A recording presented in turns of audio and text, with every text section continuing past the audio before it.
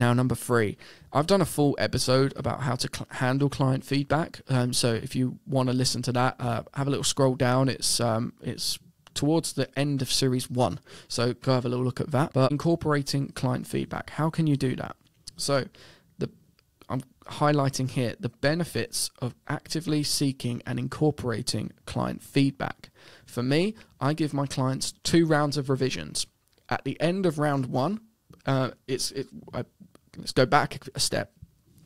When you send off a video, I don't really get any client feedback on photos. They're pretty much, they're pretty good to go, but I do let my clients choose the photos that they'd like. I upload them to a server, and they can, choose and sign off on the photos that they'd like, and any extras that they want. Great, perfect, that's fine.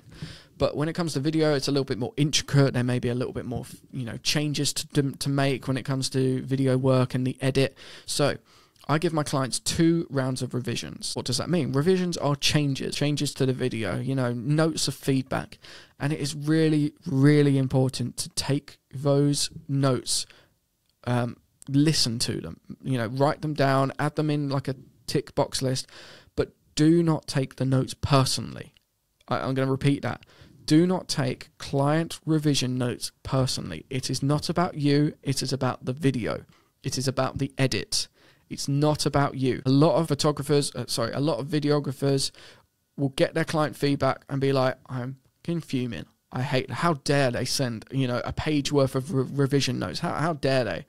No, the client experience is important, and their vision comes first. If the video is not what they want, if it's, if they've got changes to make, you need to make those changes at the end of the day, unless it's like a complete overhaul of a video. Now, that's a different subject. If the edit needs a complete and utter overhaul, then it's probably a good idea to jump on a call with the client.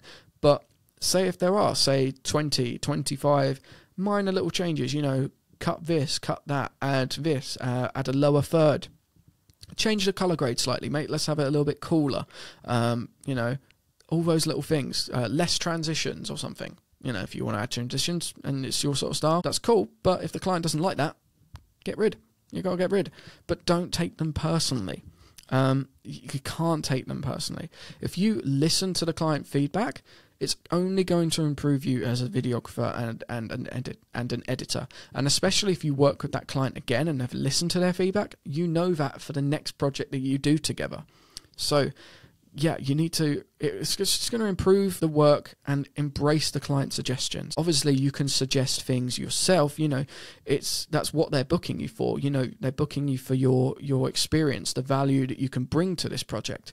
So if there is a change that ultimately you do disagree with, and you say, I disagree, I think we should keep this second camera angle on this interview. That's okay to suggest it, but don't be forceful.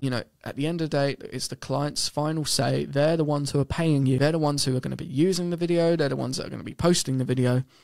At the end of the day, it's the client's decision.